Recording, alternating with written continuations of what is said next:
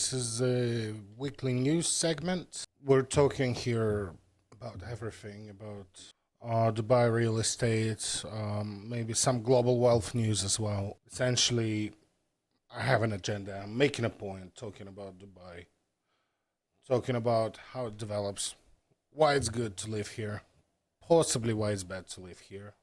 This week was busy for me, busy for everyone. I'm telling you, this week was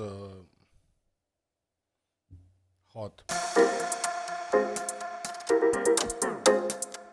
Let's start with the big gravy. Big gravy. So, Arabian business. Dubai makes history in 2023 to become world's leading luxury property market, outpacing London, New York, and Paris. Well, anybody can beat Paris, but beating London and New York is very good. And the way they calculated it, it's in high-end property sales that exceeded $10 million.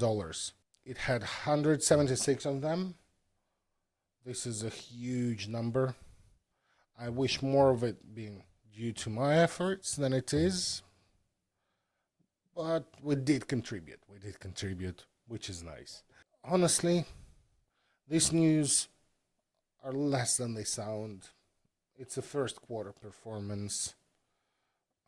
Things can change, but realistically speaking, it's a very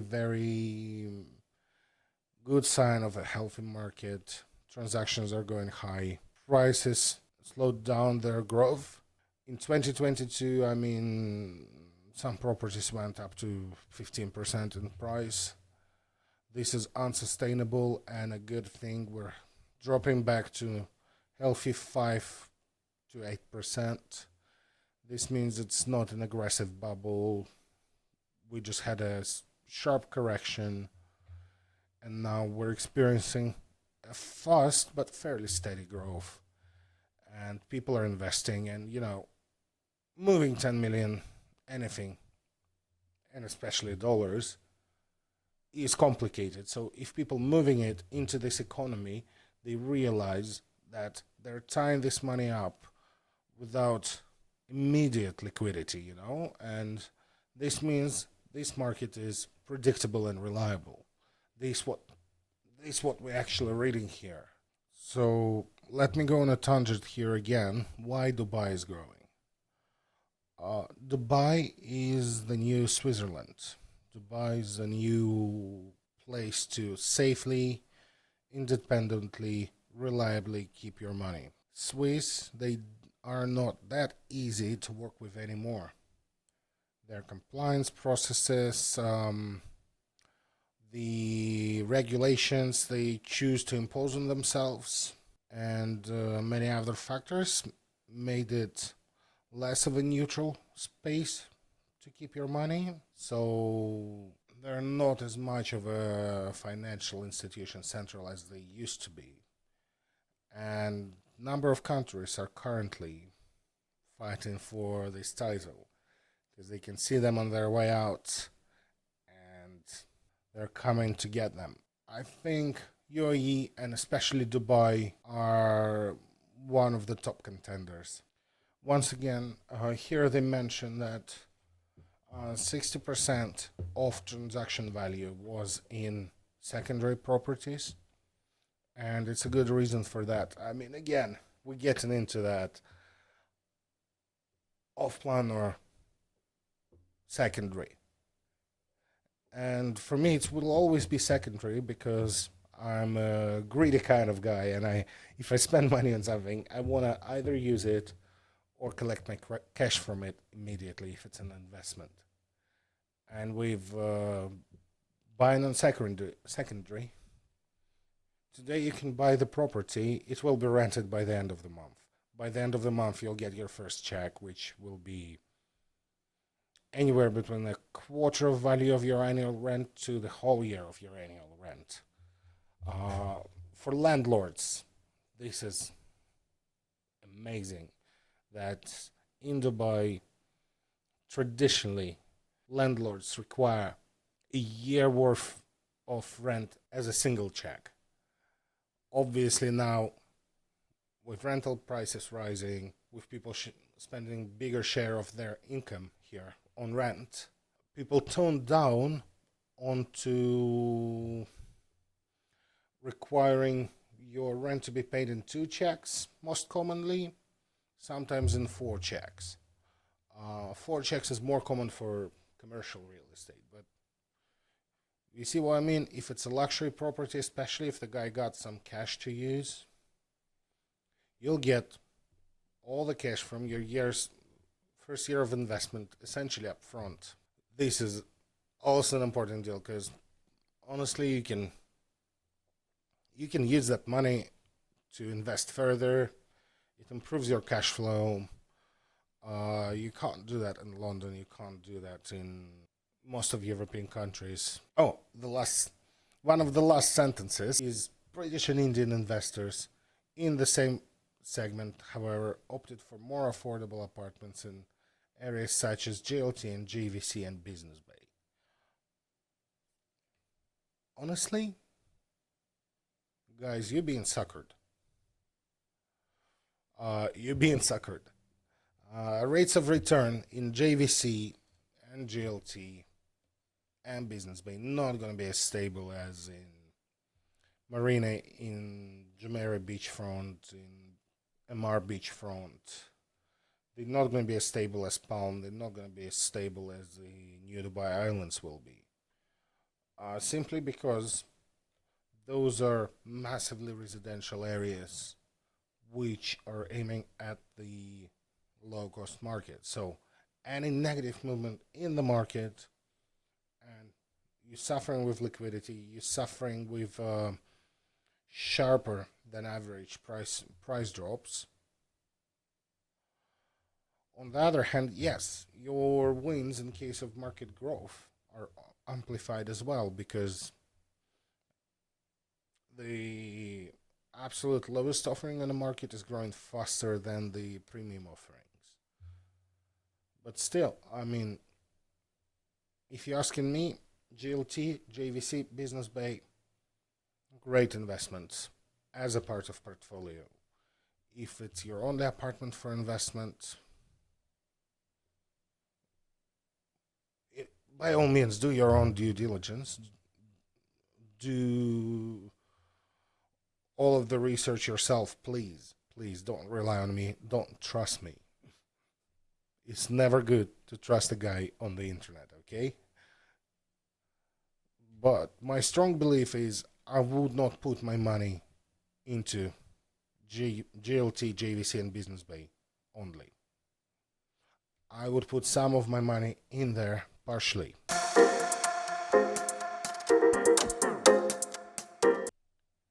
Another one from Rabin Business here, Dubai property markets is $77 billion of transactions in 2023 and top 10 neighborhoods revealed. I mean, I hate these top 10 neighborhoods. I mean, there's only like 7 which are worth your while anyway. So, really. So, here are the top 10 areas, and we're starting with Al Barsha South, 4th, with over 7,000 transactions, and I see why Al Barsha is leading. It's very affordable right now. It's very, very, very much transactions for people who live in Dubai and who work in Dubai. Dubai Marina, the next one. This one I detest. British people are at fault. Every British citizen should be ashamed of themselves, like I am, for still living in Marina. Sorry. Business Bay. Once again, Business Bay, I mean, close to downtown, fairly affordable. They keep building stuff in there, non-stop. They keep showing the buildings. Infrastructure isn't great, but I mean, you get really good deal, so I see why. Wadi Al Safa, no idea why is that on the list. Haven't sold anything there even once. Have no idea what's going on there. Never been there. Might have drove past it. Burj Khalifa area, I mean, downtown, always going to be popular, always going to be great. Always want this Burj view, all this cool stuff. Fair enough. Hadik Mohammed bin Rashid, it's this one is MBR City. Look, MBR City is great.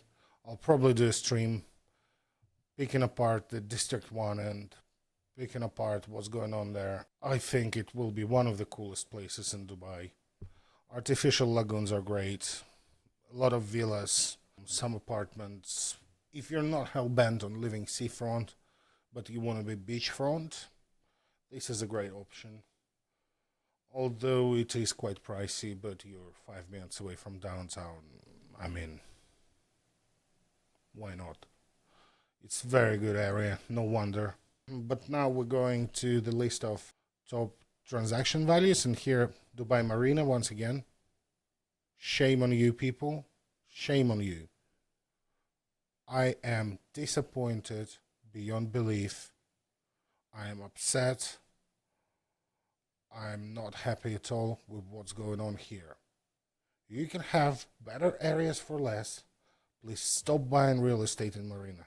Please. Get yourself Emaar Beachfront. Welcome to Emaar Beachfront. It's nearby and it's better. There's no excuse for buying real estate in Marina. I'm sorry. Palm Jumeirah. Palm Jumeirah. Of course, Palm Jumeirah is on top 3 by transaction value. Prices there are outrageous right now. It's where all the fun is happening, really. So, honestly, you want to live this glamorous Dubai life, Bugatti, beaches, top restaurants, that's where you want to be. Fair enough. I mean, that's a fully reasonable. Jebel Ali Industrial.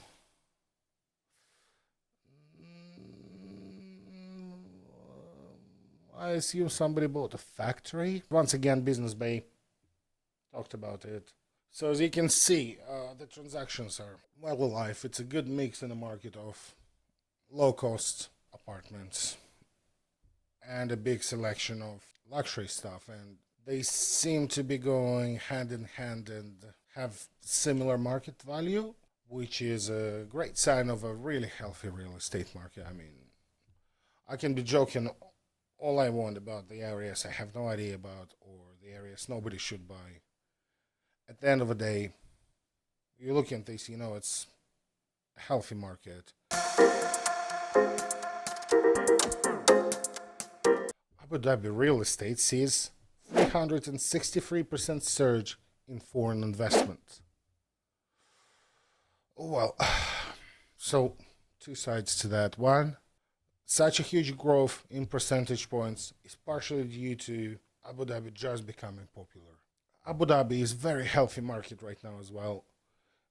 It's much more oriented towards family friendly, more bedrooms, families with kids who want more of a resort style living. The leaders are Yas Island and Saadiyat Island. Usually there, when you're buying a property, you're buying it right next to attractions, right next to beaches, right next to museums. So it's a great spot to have as your kind of summer home. Well, winter home, actually. Don't recommend it as a summer home. Abu Dhabi is probably the only place on earth which is hotter than Dubai. So, yeah. Those 2 islands, they probably contribute to 90% of foreign investment in the real estate. They're fully freehold islands, which for Abu Dhabi is less common than Dubai. Available to purchase for non-GCC citizens. And they're great. They made them kind of like little self-contained entertainment areas. And they're great for all the touristy stuff, which People say they're above it. I'm not. I would love to go to Ferrari theme park every other day. I would love to go to one of the world's largest water parks. I mean, it's fun. It's great, especially, and if you have kids, I mean, it's a dream vacation every year. Concluding the Abu Dhabi, please remember that in UAE, Dubai is not the only viable market. Abu Dhabi is great. Martian Island is great. I'll be doing the breakdown of Martian Island fairly soon because it's a very complicated topic. It's a very controversial topic because it's going to be a home to a first casino in the Middle East, and culturally here, casinos are a bit of a no-no, but they do realize it's a great way to generate money, and they're confident in themselves and their beliefs, saying that people who believe they should not be in a casino will just not go there, where you can attract all that international investment. Here's the one on a lighter note. This story is very illustrative. Rolls-Royce boat tail was spotted in Dubai recently. It's world's most expensive new car, if you don't know. It's one of three built by Rolls-Royce, custom coach building like the old times, so you don't get it from Rolls-Royce anymore, except for, well, this is the exception. I mean, this is arguably the only true Rolls-Royce nowadays. And, I mean, on a first glance, who cares? Who cares, okay? Expensive car in Dubai, who cares? This is one of three. These costed $28 million new. I don't care who you are. It's a prized possession. If anything, it's priceless because it doesn't matter how much it costs. You will never replace it if you lose it. You will never replace it if you damage it. It's something which is a centerpiece of whatever collection of luxury items you've got with you, you know? And people moving it here simply means people are ready to center their lifestyle around Dubai. This is what important. This is what that means. On a tangent though, looking at the picture, bro, you got $28 million car and you got a 4-digit license plate? Please tell me it's not a rental, okay? Right? Please tell me it's not a rental, because the thing of Dubai is, if you didn't know, the prestigious thing is have as little digits in your license plate as you could possibly have. So, brother, please invest in a good license plate, or I will assume you rented it. And I don't know where, from whom, or how, because nobody will rent one and free, but you have rented it. Do something about it. I assume it's temporary. When you imported the car, you just got whatever license plate you could quickly. But there's auction coming up. Get at least 2-digit. 2-digit is fine. You don't need to go for 1-digits. They're obscene. They're way too expensive. Go for a 2-digit. Be reasonable. As far as a couple $1 million for a license plate could be reasonable. Guy bringing it here means he's keeping his collection here, or he keeping the core of his collection here, or her. Possibly a female owner, we don't know. I didn't try to find out who's the owner, but that means that people are planning to stay here for a while. They're planning to live here. They're planning to be financially based here. And this is important because in Dubai, it's very straightforward process to get tax residency and pay zero income tax. Right now, taxation situation is a little bit more complicated. We will have a whole podcast with the tax specialist talking about this, but people are moving here to actually have access to all the money they make, and that's important. And people would travel Europe in the summer. In the winter, they will be in Dubai, enjoying Dubai, because climate here in the winter is perfect. It's incredible. Barely ever rains. It's reasonable humidity. It's very comfortable temperatures. Visit Dubai. Are Emirates gonna sponsor me someday? We don't know. I don't know. I hope so. I could use that money. This article is called Dubai's Luxury Real Estate Market is Booming. Here's why. Golf Business is a great publication.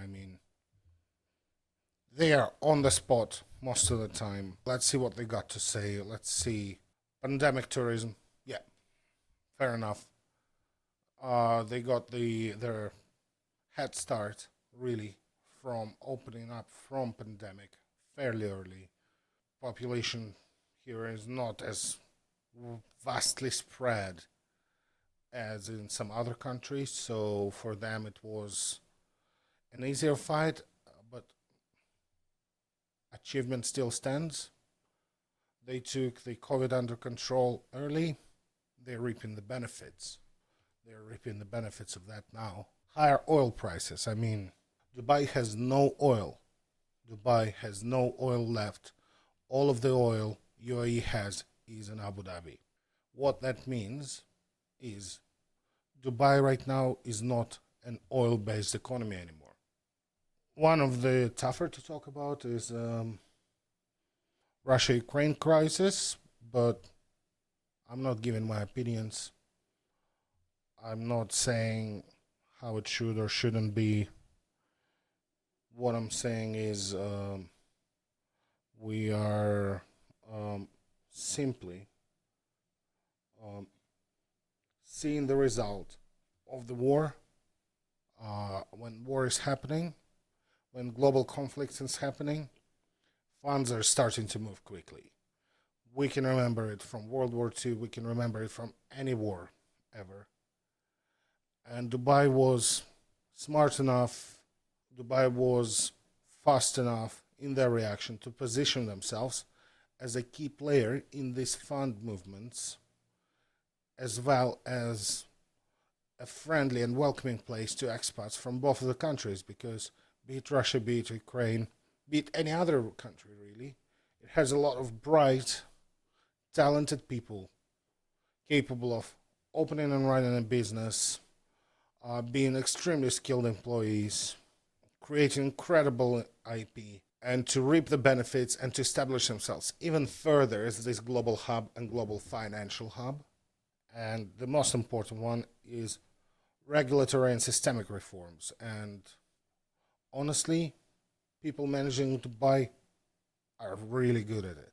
They are taking advantage of them being in the perfect position to be travel hub.